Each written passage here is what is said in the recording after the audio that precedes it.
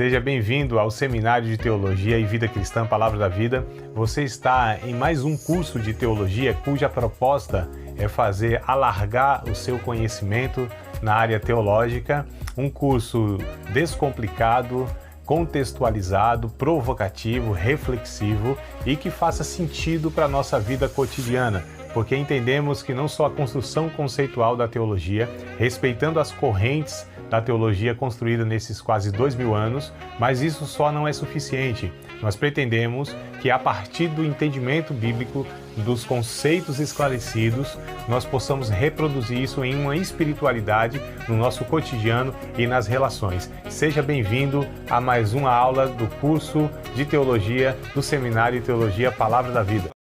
Pronto. Nós vamos hoje, então, eu vou tentar trazer um resumo para vocês, né? Um resumo de um período, tá? Trazendo alguns pontos, lógico, amados. Quando se trata de história, nós temos, assim, uma vastidão, né, de informações.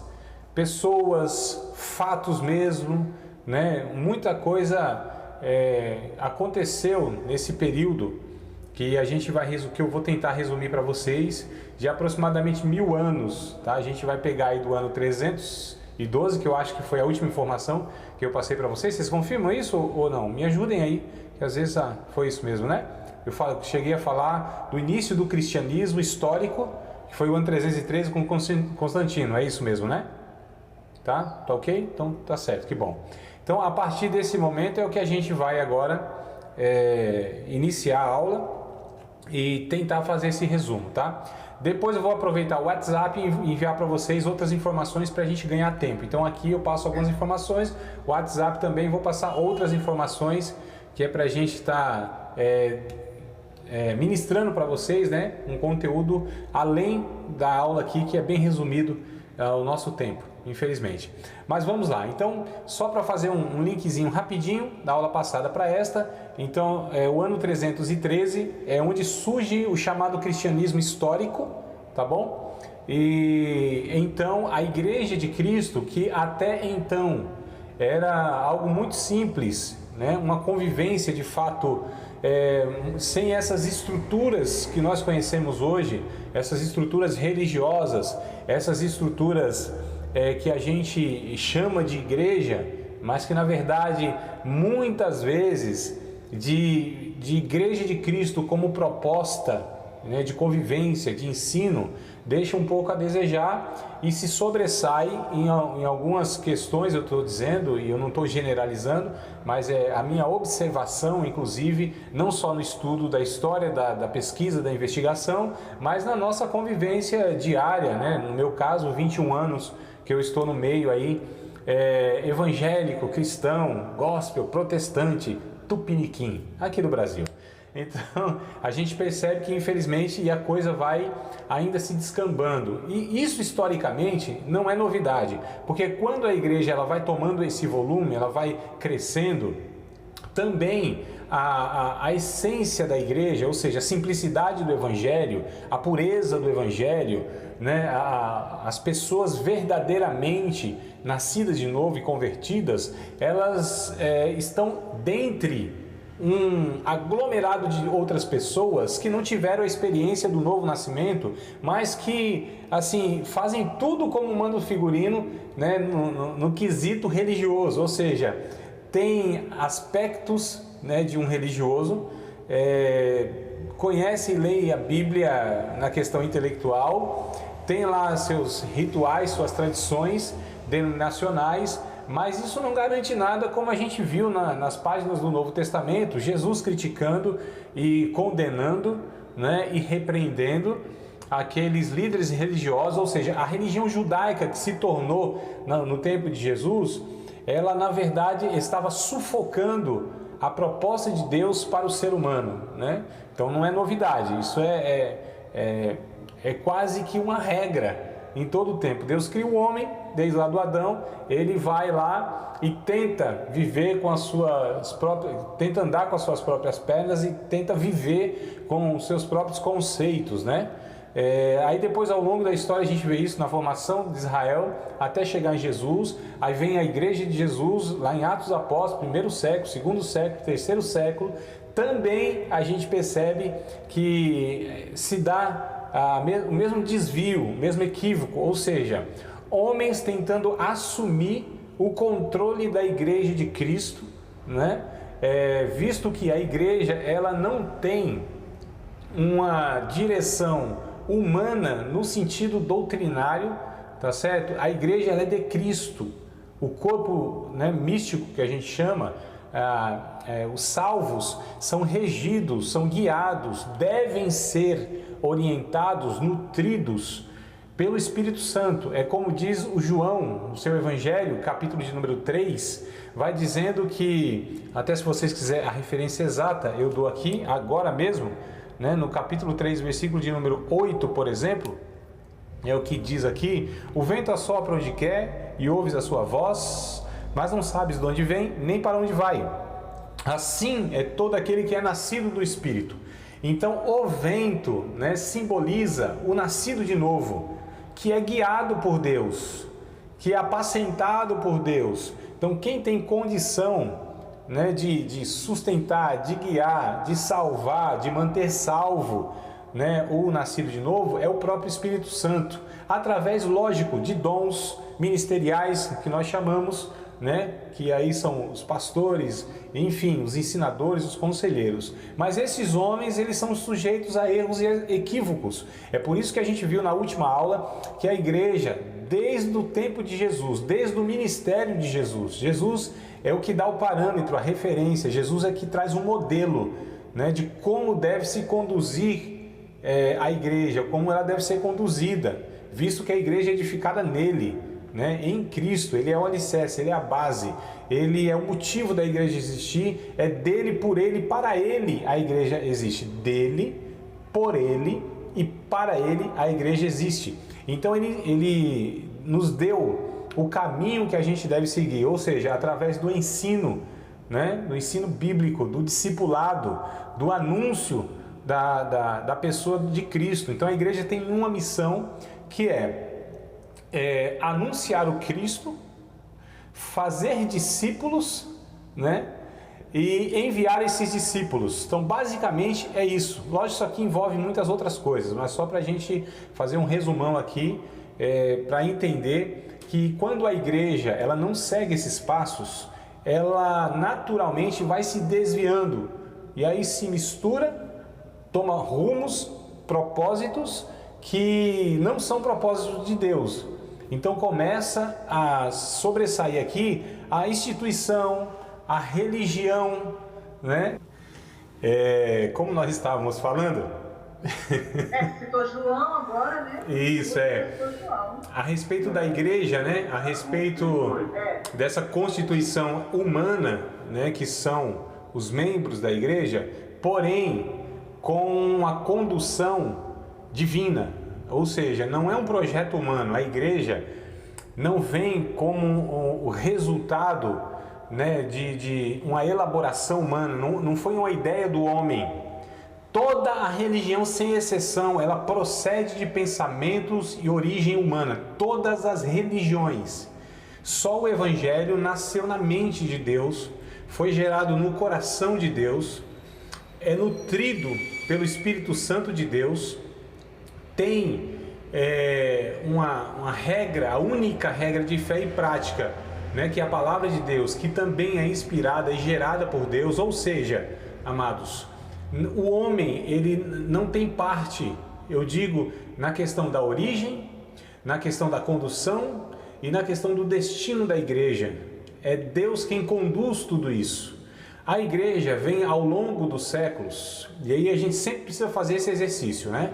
De separar a igreja de Cristo, que é constituída de todos os salvos, em todas as épocas, em todos os lugares. Isso precisa ficar bem claro na nossa mente, né? A gente precisa ter isso bem definido na nossa mente. A igreja de Jesus é constituída de todos os salvos, em todos os lugares e em todas as épocas, tá? Todas as épocas.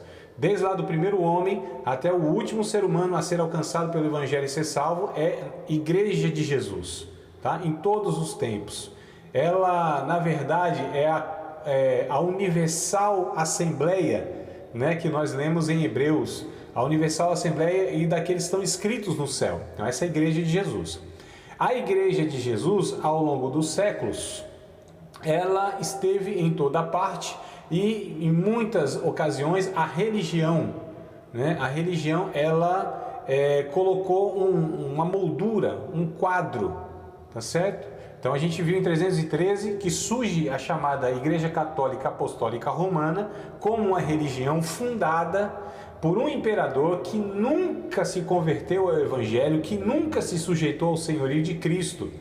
Então nós tínhamos, né, alguns grupos ou alguns punhados de irmãos em diversas dessas construções arquitetônicas e dessa religião oficial do império, que na ocasião era um império romano, e isso se perpetuou por séculos e séculos, até chegar em Martinho Lutero, que a gente vai ver talvez na próxima aula, tá? Só estou dando essa esticada, vou voltar um pouquinho para a gente ter esse fundo, né? Pano de fundo, esse panorama geral. E aí eu perguntei para vocês se vocês tinham recebido, acho que foi aqui que aconteceu a queda, tinha recebido no e-mail, foi, né? Foi. O conteúdo, né, da apostila, do estudo, do livro, porque eu vou ler aqui na apostila, depois, se vocês não receberam, me dê lá um oizinho no WhatsApp e eu envio para vocês, mas eu acho que está no e-mail de vocês lá. Então aqui é o panorama geral da igreja, tá? O que está anotado então... A apostila História da Igreja? Isso, exato, é a apostila História da Igreja. Recebi. Uhum. Eu acho que eu enviei para todos, aí eu não sei se todos receberam, depois vocês me confirmam, tá? E, então a Igreja de Cristo, em seus primórdios, está na apostila, né? Não procurou secularizar-se, nem buscar qualquer apoio de qualquer governo. Olha só, não buscou isso. Ela não procurou destronar César, tanto é que Jesus disse, né? Dai a César o que é de César e a Deus o que é de Deus. Então a gente percebe aqui que o próprio Jesus... Ele separou o Estado, o governo, né? Inclusive ensinou aos seus discípulos a exercerem a sua cidadania, ou seja, a cidadania terrena aqui, o governo humano, né? Suas leis, desde que essas leis não levassem eles a pecarem. Isso é falado lá em Atos depois, quando Pedro, diante do Sinédrio e de algumas autoridades lá, vai falar isso. Mais importa obedecer a Deus do que obedecer aos homens. Mas quando essas leis dos homens não nos levam a desobedecer a Deus, então elas devem ser cumpridas, tá certo? É interessante, Paulo depois ensina isso em Romanos capítulo de número 13, Tito capítulo 3, verso 1 vai falar isso, 1 Pedro capítulo 2, verso 13 ao 16 também vai falar, né, a esse respeito, essa dupla cidadania, né, do discípulo de Cristo, cidadania terrena e cidadania celestial. Mas o Evangelho nunca buscou, tá certo? A Igreja de Cristo nunca buscou esse apoio do governo, né? Então é algo muito sensível, é algo muito melindroso a relação da igreja com o Estado, né? Política, enfim. Isso tem que ter um limite bem definido, uma barreira que de fato é até aqui que se vai, até onde a igreja vai. A igreja como um corpo, ela não pode se envolver nas questões do Estado diretamente, mas sim os indivíduos. Os indivíduos não tem problema, né? Então nós tivemos na história o próprio José do Egito, o Moisés, o Daniel, José de Arimateia, Daniel falei, né? José de Arimateia, esses quatro pelo menos que me vem à mente agora, que exerceram a sua liderança na área política, né?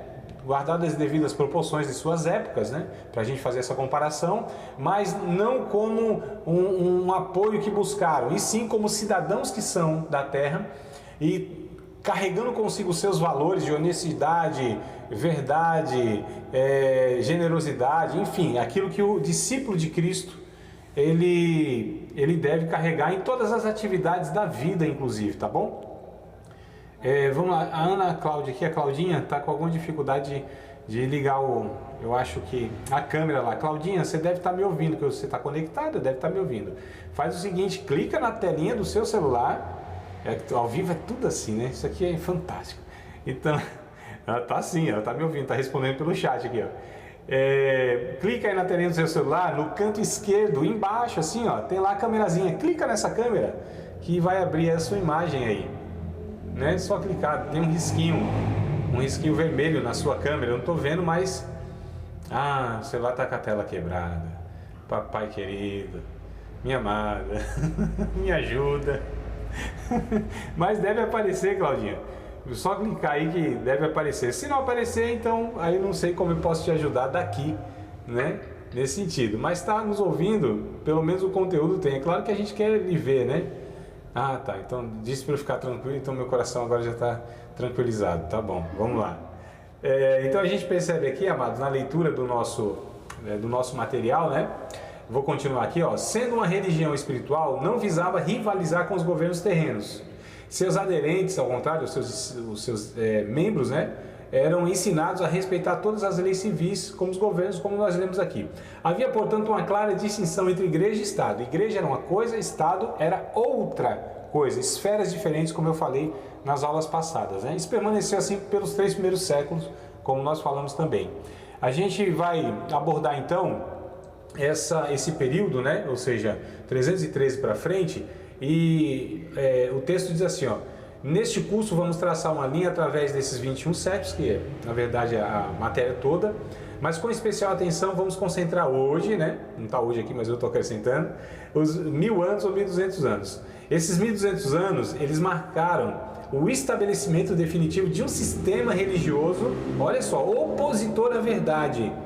Verdade que foi muitas vezes obscurecida e terrivelmente desfigurada. Não obstante, haverá sempre alguma característica indelével, né? Que não se pode manchar, essa palavra significa isso, indelével. Alguns poucos fiéis esparsos, como eu disse, né? Havia, e alguns fatos lamentáveis de perseguição, mas que nos deixarão de sobreaviso cuidadoso e suplicantes para que esses fatos não voltem a se repetir. Infelizmente, eles se repetem na história, né? Mas olha que coisa interessante aqui, fazendo um resumo dessa leitura. O que aconteceu a partir do ano 313?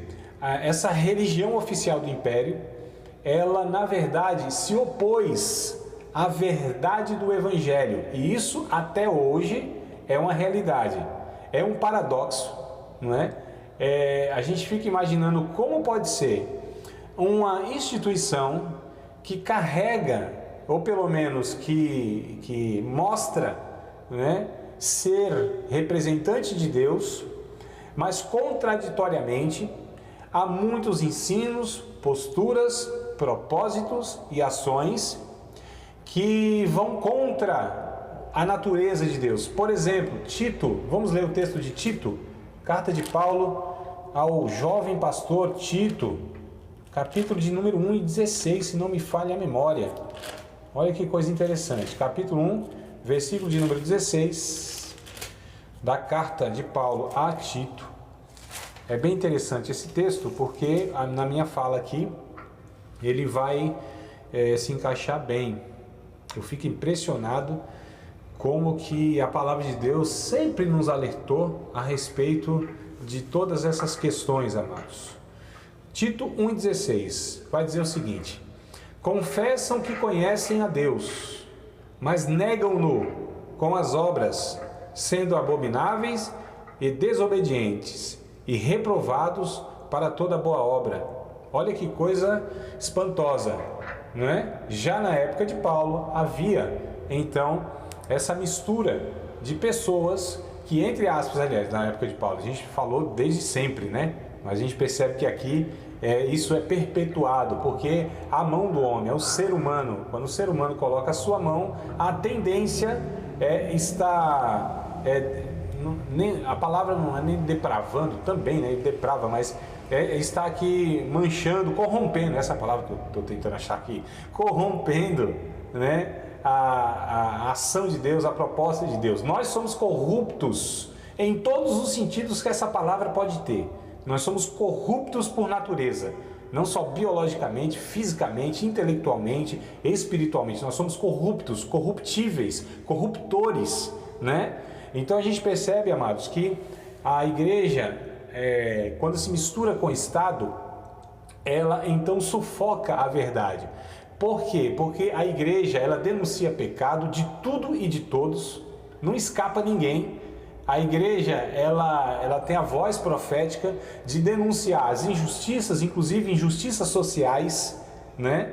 A igreja, ela é portadora da verdade, e a verdade confronta os homens, e os homens não querem ser confrontados nos seus pecados. Nenhum de nós gosta disso, nenhum de nós. A gente às vezes vê uns negócios esquisitos em algumas igrejas, em alguns ajuntamentos de cristãos, quando vem uma palavra dura, né? E tem gente que fala assim: eu gosto de ouvir uma repreensão, uma palavra dura. Gosta nada, é mentira, isso é hipocrisia, né, irmãos? A nossa natureza, ela é revoltada contra Deus. A nossa natureza é inclinada para ser inimigos de Deus, é o que diz a palavra. Então manda mais, Jesus, manda coisa nenhuma, eu não quero ouvir palavra dura não, né? Cajado eu gosto, não gosto de coisa nenhuma, é mentira. Isso são escorregadelas, isso aqui é para esquivar, sabe, irmão? Para falar assim: não, tá tudo certo comigo, essa palavra não é para mim não, mas pode falar, Jesus. Mentira, há uma inquietação dentro de cada ser humano quando a palavra vem e corta, porque vai contra a nossa natureza. Primeiro a espada fere, não é, irmão? A Bíblia diz em Hebreus que a repreensão não parece a primeiro momento ser de gozo, de alegria, né? Depois que ela vai ter um proveito quando nós somos exercitados então nessa humilhação diante de Deus. Então a igreja, ela é portadora da verdade, e a instituição religiosa e a religião, ela quer sufocar isso. Então quando se mistura com o Estado, que é o que aconteceu, nunca deu certo, nunca dará certo, será impossível, porque são esferas diferentes, são naturezas diferentes, são regidos inclusive por parâmetros diferentes, não é? Então a gente percebe que houve isso. Os nossos irmãos foram torturados, os nossos irmãos foram perseguidos, né? A igreja que até então era clandestina, com seus líderes lá simples, uma vida simples ao máximo, agora foram pelo Estado alavancados, esses líderes, como pessoas destacadas, pessoas que tinham vantagens, né, na sociedade, e o homem gosta disso. Então isso é um perigo que a gente corre todas as vezes que a gente quer fazer esse contato muito aproximado, esse relacionamento. Queridos, igreja, ela é uma sociedade, se a gente pode dizer assim, dentro de outra sociedade. A igreja é um povo dentro de outro povo. A igreja é uma nação, é um país, é um mundo celestial, é o céu no meio da terra ou no meio do mundo. Como Jesus disse, nós não somos do mundo, estamos nele, mas nós não somos regidos por esse o mundo aqui. O sentido, né, que Jesus emprega, o João empregou, Paulo empregou, é o mesmo sentido nesse que eu estou abordando agora. Mundo como sistema corrompido, regido pelo maligno. Ele vai se dobrando em várias facetas, amados. Não existe neutralidade nesse mundo, nessa existência. Ou há uma origem maligna, satânica, pecaminosa, ou há uma origem divina. Não existe uma terceira via, não existe uma neutralidade. Ou o ser humano é regido, governado por Deus, pelo seu espírito, ou ele é, né, pelo seu próprio pecado e potencializado pelo próprio inimigo das nossas almas, que trabalha sutilmente através da cultura, da política, de diversos modos. O próprio sistema, ele é opressor. O próprio ser humano, ele é opressor. É por isso que o Evangelho e a igreja sempre teve que trabalhar o caráter individual das pessoas, teve que trabalhar o convívio coletivo dessas pessoas, teve que trabalhar as relações familiares dessas pessoas, né? Sempre, porque a gente sempre assim, nós somos inclinados, como eu disse, todos os dias, todo momento, para se desviar. É algo sutil, é o fio da navalha que a gente anda, né? Então é por isso que o Espírito Santo precisa todos os dias estar nos alertando. A igreja, então a gente percebe que nesse período foi conhecido como o período de trevas. Olha que coisa absurda, esse período até 1400, tá? Que é chamado de Idade das Trevas, né? A Idade Média, tá certo? A igreja mediava, onde a igreja, né, a nível mundial, em escala mundial, a igreja, eu digo assim, porque o império Romano é que ainda, né, tinha muita força no mundo até o século XV. E nesse período, então, quem representava Deus era esta igreja institucional. Eu digo socialmente falando, tá, irmãos? Porque Deus não tinha a ver com nada dessas coisas, como não tem hoje, né? Não tem nada a ver com um bocado de coisa aí. Então é o que a gente fala. E muitos incrédulos, eles vão tomar como isso até a história, né? Fala assim, mas como assim? A igreja fez tudo? A igreja, instituição, fez tudo isso. Mas Deus nunca aprovou, né, um bocado de coisa que esses homens foram, então, ensinando. Mandaram matar muita gente. A gente não conta os podres nossos, né, irmão? A gente não conta, né? Mas a gente vai estudar a vida de Calvino, né? Lutero. A gente vai ver alguns homens aí, tá certo? Que fizeram e tiveram uma grande contribuição, né, principalmente na área teológica, mas que eles não foram santos, não. É que a gente não conta, né? A gente só pega outras vertentes, né? O romanismo, que é o chamado catolicismo hoje, né? O que eles fizeram nas cruzadas, o que eles fizeram na Santa Inquisição, né? Como eles se corromperam, como o Vaticano se tornou hoje, né? Algo totalmente corrompido. Eu estou falando em relação ao Evangelho, tá? Em relação ao Evangelho, né? E depois a gente quer defender o nosso, mas diz o texto bíblico: todo homem está errado, mentiroso, encerrado debaixo do pecado. Só Deus é verdadeiro, amados, tá certo? E a gente precisa sempre fazer esse exercício de identificar e discernir Evangelho e instituição religiosa, que é a igreja, que vai muito mal das pernas, inclusive. O Evangelho vai muito bem, obrigado, a igreja de Jesus está tudo certinho, debaixo do sangue do Cordeiro, né, purificada pelo sangue do Cordeiro, ungida pelo Espírito Santo, guardada debaixo das asas do Onipotente, caminhando ao encontro do noivo, assim, com os passos cadenciados, como uma noiva vai na igreja, aquele passinho cadenciado assim, para se encontrar com o noivo. Nós estamos como peregrinos cruzando a história até o arrebatamento da igreja, os salvos. Agora a instituição religiosa vai muito mal das pernas, sem credibilidade nenhuma, não é, mas a gente vem presenciando isso década após década, não só no nosso país, mas a gente vê isso em escala mundial, vai se repetindo. Por quê? Porque nós estamos crescendo como antes no Império.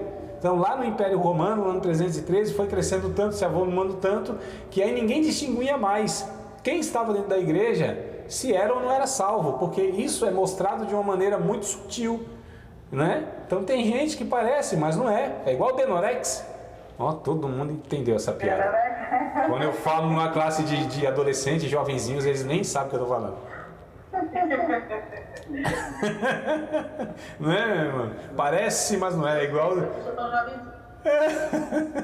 Nós estamos na Idade Média, na meia-idade, né? Então a gente está aí quase lá nesse período que a gente está falando. É a meia-idade, eu pelo menos, né? Meia-idade. Então vamos lá. Eu estou passando da meia-idade. Então o que acontece? Estou 2 anos na frente da meia. Da meia, né? Então tá ótimo, tá na reta. Que a gente vai subindo, né? Pega uma reta e depois ladeira abaixo. Ninguém chegou na ladeira abaixo ainda não, tá tudo certinho, vamos lá.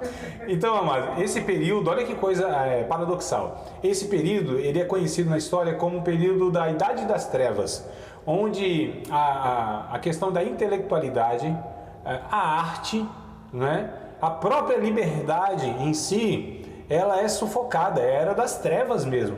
Olha que contradição, como que a igreja, né, no caso a gente sabe, instituição, ela dominou o mundo, literalmente, falando na questão política, na questão geográfica, né, e em outras questões mais religiosas. Como que ela teve esse domínio e ela não melhorou o mundo, e ela não trouxe liberdade, e ela não trouxe verdade? Como que pode? Aí a gente percebe que tem alguma coisa muito errada, então, nesse movimento religioso que se é chamado de igreja. Porque o Evangelho é contra tudo isso, é o contrário de tudo isso, né? Então é por isso que a gente sempre percebe que a história vai denunciando esses movimentos religiosos. Hoje não é diferente, infelizmente, a história vem se repetindo, né? Nunca houve um tempo que, a partir do 313 eu estou falando, tá? Nunca houve um tempo, a partir desse ano 313, que a igreja voltou na sua simplicidade como era, né? Sempre há, sempre haverá e sempre houve os grupos, espaços, sempre houve o pequeno rebanho, o bichinho de Jacó, né? Sempre houve aí esse a gente chama de remanescente, sempre houve os salvos, mas pontuais, tá? Sempre ali a gente no meio, né? Sempre no meio daqueles que parecia ser trigo, mas era joio. Mas como eles são muito semelhantes, só Deus pode fazer essa distinção, né, perfeita. A gente tem algumas dicas de Jesus para a gente avaliar, que são os frutos da pessoa, mas às vezes as pessoas disfarçam tão bem com os frutos. Quem nunca, né, viu uma árvore, olhou assim, disse: ah, tem um negócio bem interessante, irmão. Teve um tempo que o pessoal estava vendendo aí fruta artificial, flores artificiais. Era uma moda que tinha, né? Hoje me parece que tá bem em desuso aí. E o que acontece? Você olhava assim, tinha umas que tinha gota de água nela, mas era um silicone, alguma coisa assim.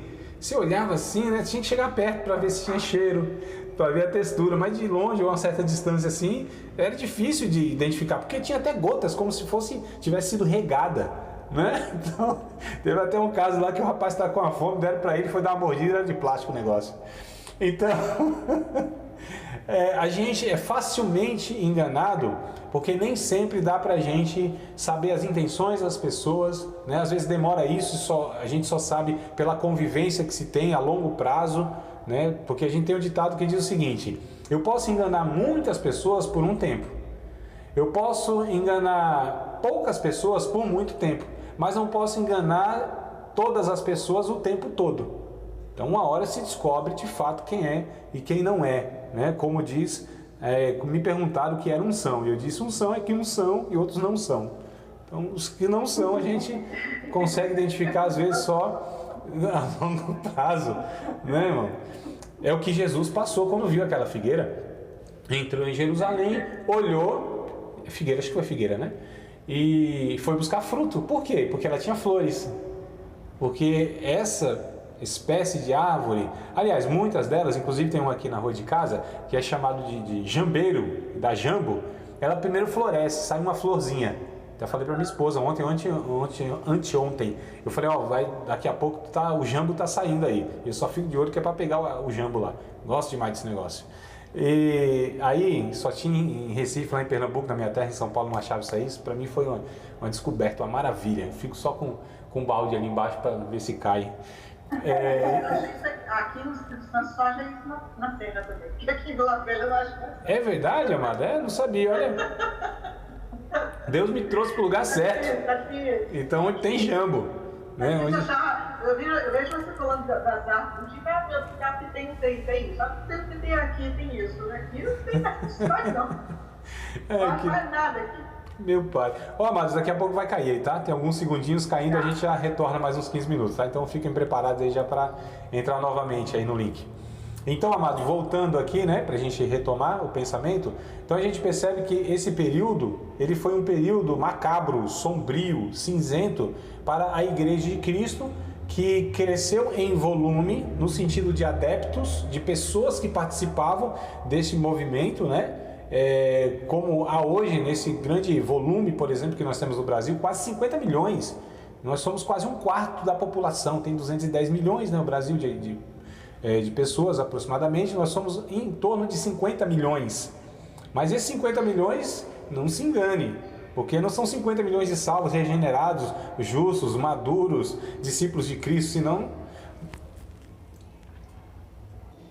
Fecha a porta aqui. Isso, meus queridos, vamos lá. Então, dando continuidade à questão aqui desse período, e a gente percebe, então, que apesar, né, de a igreja como movimento religioso, a população religiosa que frequentava a igreja, que eram esses frequentadores, eles não mudaram o mundo para melhor, eles não influenciaram, não tornaram o mundo, na verdade, como um pequeno reino, né? Lógico que a gente sabe que este mundo, ele só, de fato, terá o reino implantado pelo próprio Cristo no final dos tempos por um período. Mas se nós somos sal da terra e luz do mundo, como Jesus disse que teríamos que ser, então quanto mais sal, né? Logicamente deveria haver mais preservação. Quanto mais luz, né, deveria-se então ter menos treva, no sentido da imoralidade, da injustiça, da violência, ou seja, tudo aquilo que caracteriza a morte. Mas nem sempre, aliás, nunca foi assim nesse período, e hoje também me parece que a gente não vive essa realidade.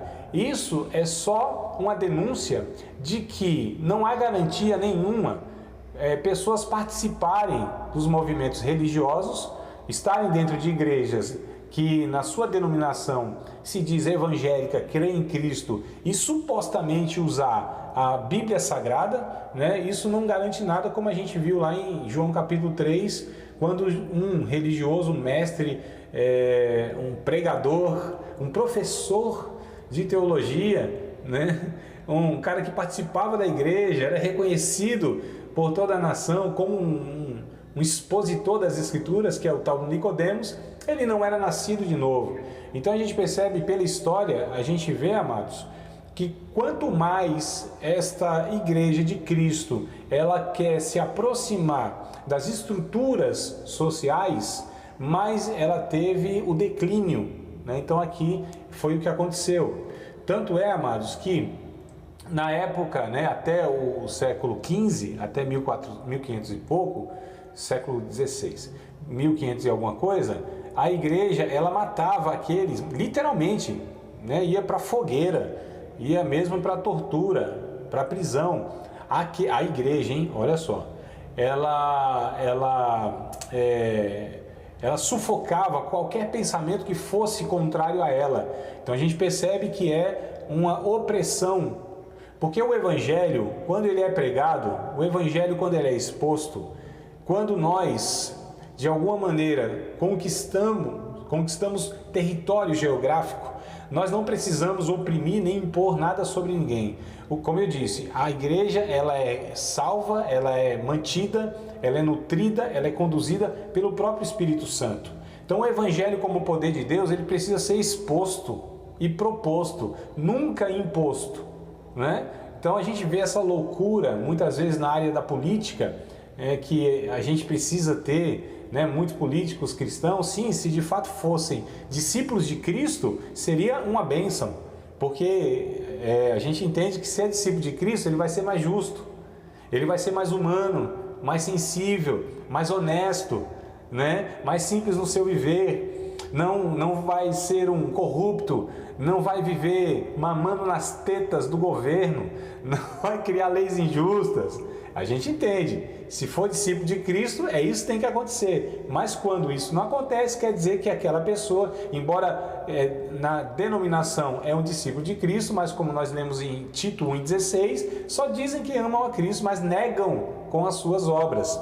E a gente percebe então que esse período foi esse período onde a igreja cresceu em volume, porém ela inchou e ela não cresceu como um corpo saudável cresce, né? Apenas se avolumou. Mas os discípulos de Cristo eram pouquíssimos dentre essa multidão. Hoje não é diferente, como eu disse, na nossa realidade no Brasil e no mundo também. Então, amados, a gente fica com essa lição da história para que a gente possa sempre, porque isso aqui é um retrovisor, na verdade. Carro sem retrovisor é uma luta, não é, irmão? Um dia eu perdi o retrovisor, foi da moto, não foi nem do carro, os dois, né? Os dois. Que coisa ruim você andar sem retrovisor, fica meio assim, fica um negócio complicado. Então essa história são os retrovisores que nós temos para que a gente olhe para trás e para que a gente caminhe, né? Não indo para o mesmo caminho que esses irmãos, esses irmãos não, porque não tem nada a ver com irmãos nossos, mas essas pessoas fizeram, né, com essa instituição que deveria anunciar o Evangelho, a justiça, como foi em Atos dos Apóstolos, que a gente estudou lá na primeira aulinha, se não me falha a memória. Vocês querem perguntar alguma coisa, fazer algum comentário? Fique à vontade, amados.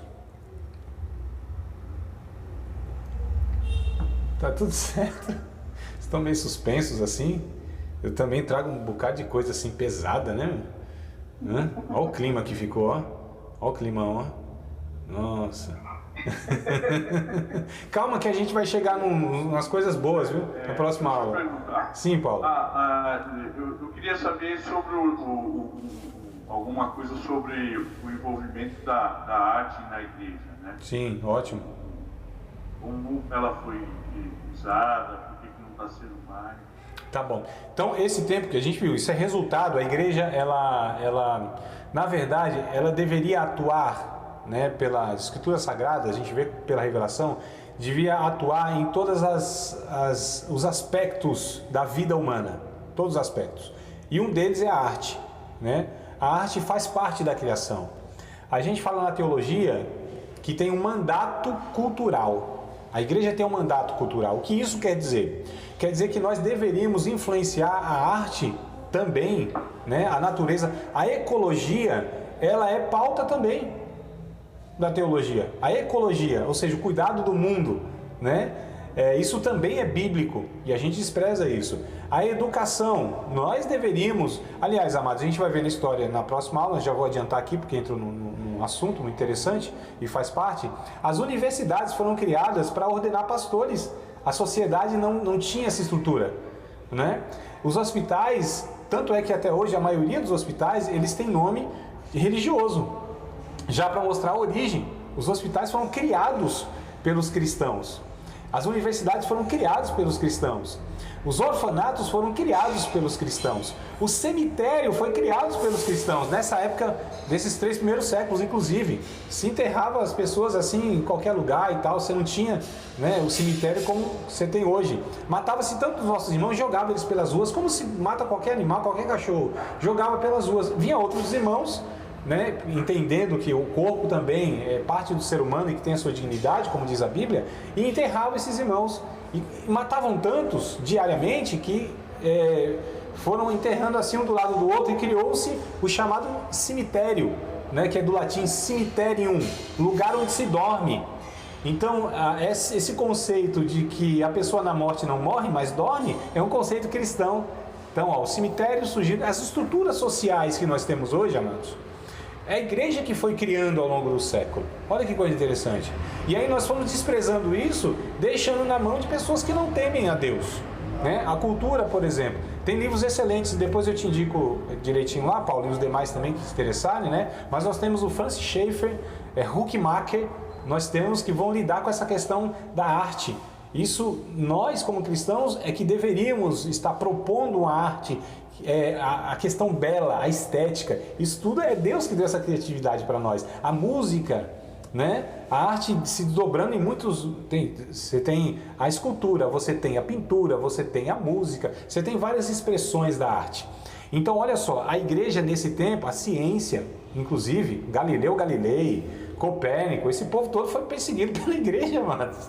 Muitos deles cristãos, inclusive, perseguidos pela igreja, mortos pela igreja. Então, a questão intelectual, a questão da arte, essas questões que envolvem a cultura como um todo, foram de fato abafados por essa igreja. Então, esse período, Paulo, é que isso foi sufocado. Aí veio a chamada Renascença, o Iluminismo, né? A história, a gente... Opa, deixa eu ver aqui.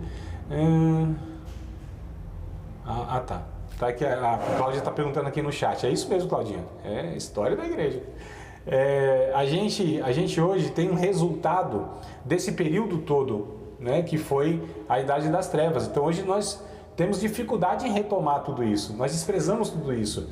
A igreja, ela foi negligente, e é até hoje negligente na questão educacional. A gente reclama das universidades que estão querendo colocar Deus para fora, mas foi a gente que entregou a universidade. A gente reclama da educação no geral, mas nós não nos preocupamos em formar professores, né, discípulos de Jesus, de fato, não para lá e falar do evangelho diretamente, mas ser de fato um educador que possa estar sendo um discípulo de Cristo enquanto exerce a docência. E aí, em todas as áreas, amados. Então, a igreja, ela quando foi negligente e omissa, ela deu espaço para as trevas avançarem, né? Então, essa, infelizmente, é o que a história constata para nós. Mas vamos continuar isso na próxima aula, Paulo? Bora? Vamos partir, então, na próxima aula, a partir desse ponto, para a gente, então, até trazer essas estruturas que a igreja foi criando, né? E que é o evangelho que ensina, mas o que se deu depois, então, de tudo isso? Pode ser? A renascença mesmo, assim, parece que ela veio para contrapor a...